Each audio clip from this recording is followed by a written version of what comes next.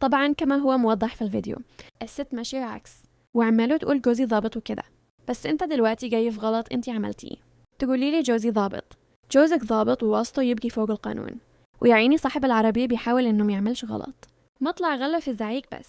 فيرد بجد حسبي الله ونعم الوكيل، لا قدر الله بدل ما هي بوظت العربية وخبطتها بالشكل ده. خبطت في طفل مثلا، للأسف برضو عيلة الطفل هي اللي هتتضر، أصل جوزها ضابط ليها حق طبعا تقتل وتخبط في الناس.